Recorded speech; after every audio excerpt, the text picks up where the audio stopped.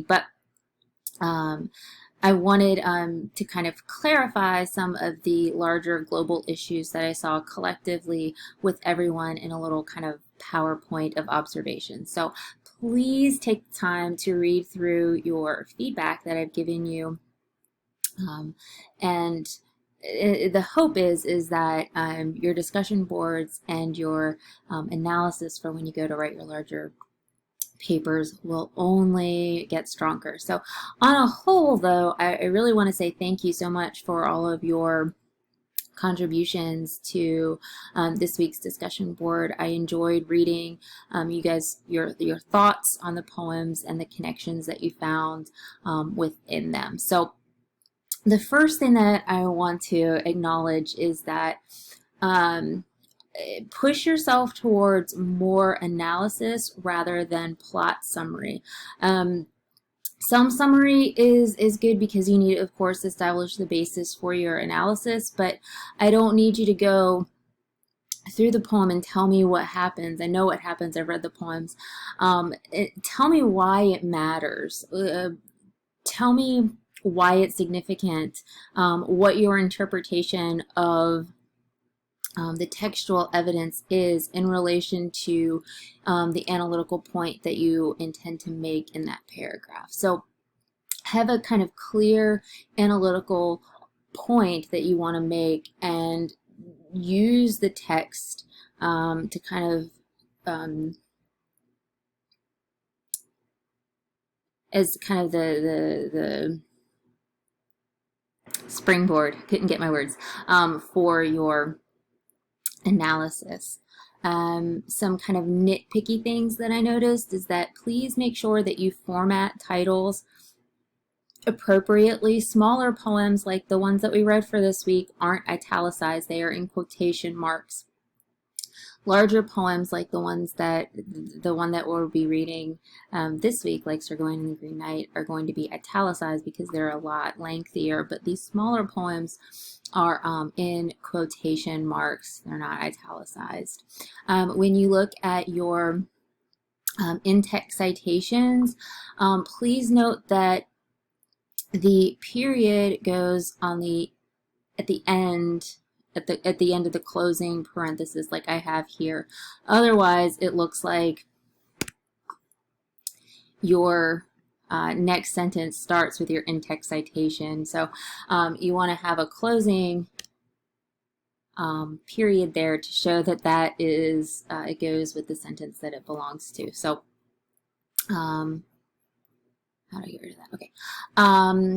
Another thing that I want to mention is that literature is in the present tense, not the past tense. So keep an eye out for your use of tense. And if you're confused or struggling with that, there is a writing about literature section that I asked you guys to look at in the English 111, English 112 overview, where it kind of talks about some of those finer points about writing about literature.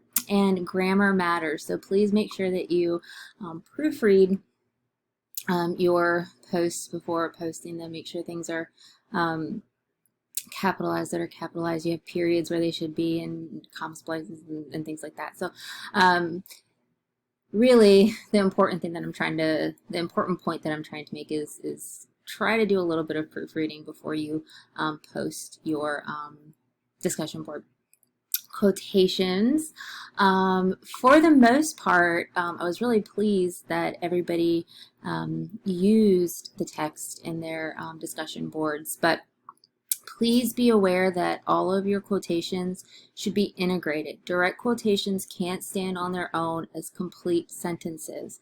So they have to be woven into your words to kind of show how they're related and interconnected. So please make sure that you integrate your direct quotations. I also wanted to mention that when choosing your direct quotations, they shouldn't be these big old long chunks of text because if I wanted to read that much of the poem, I could read it. So keep your quotations to no longer than 1 to 2 lines. The best way to integrate your quotes is to choose kind of the best nugget or the best phrase from the piece that you want to integrate. And I mean, you can break it up in whatever way you want to break it up. You can have more than one kind of nugget in a sentence, but paraphrase the rest. I wanted to make one kind of comment on academic paragraphs, and bear with me if you've had me before in either 111, 112, or both, like some of you have. Academic paragraphs are easy to remember if you think about kind of they're a piece of pie or a slice of pie where your topic sentence is the point that you want to make. It's a clear, direct point of analysis. It's not plot related. It's the point or the direction that you want that entire paragraph to head. Then you illustrate that point with your primary source. And then after you've provided your textual evidence, you explain how that illustration, how that primary text relates to your point. In other words, provide your interpretation. What does that mean in relation to your topic sentence? And then finally, draw clear conclusions. Tell me why it matters. How is it significant? How does that expand or complicate, or how do we get a deeper meaning or a better understanding of either the poem, the people, the context, the culture, whatever it is that you want to say, the theme. So keep this in mind. Academic paragraphs, they're a slice of pie. Works cited.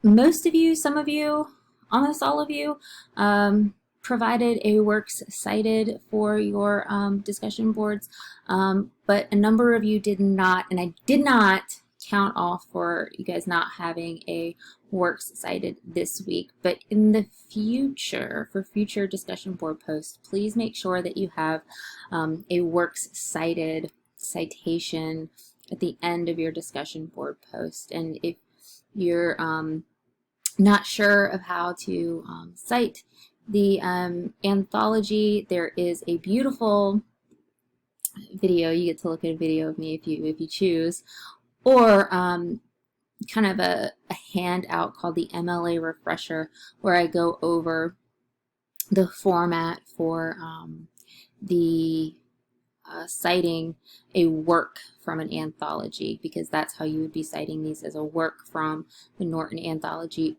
or as the case may be with this week, if you're using the PDF translation that I've provided of Sir Gawain and the Green Knight, you would cite it as a class handout should you choose. And the format for a class handout is also in the English 111, 112 review citations tab. So check that out and let me know if you have any questions. The final thing that I want to mention is that just to reiterate that due dates and requirements. And part of the requirements for these discussion boards is that you are to reply to at least two classmates. And your first post is always going to be due prior to the night that all of them are due collectively. And I haven't figured out a way to use two due dates for the discussion board yet.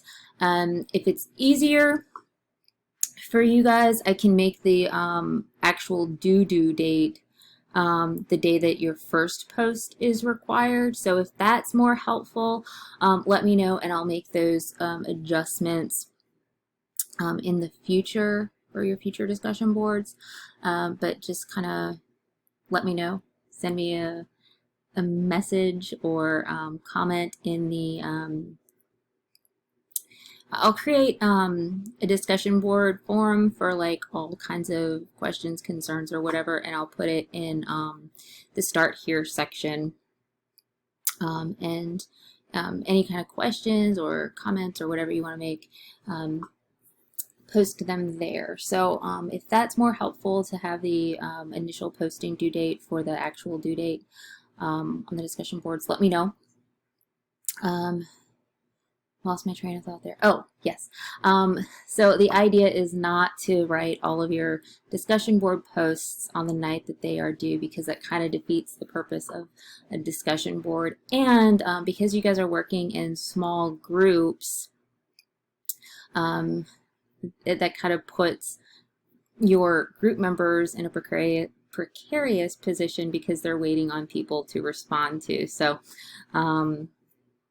please keep those in the back of your mind. But like I said, overall, I wasn't unhappy with any of your posts, and I'm looking forward to seeing how your writing gets stronger, and what you guys do with the future text that we read. And always remember that these discussion boards can serve as a basis for larger papers and larger projects. So what you write in these discussion boards can kind of be rewashed, reused, and kind of recycled into larger essays. So it's a good idea to kind of spend some time working on them. But that's all I have for you all. Please take the opportunity to read my feedback and let me know if you have any questions.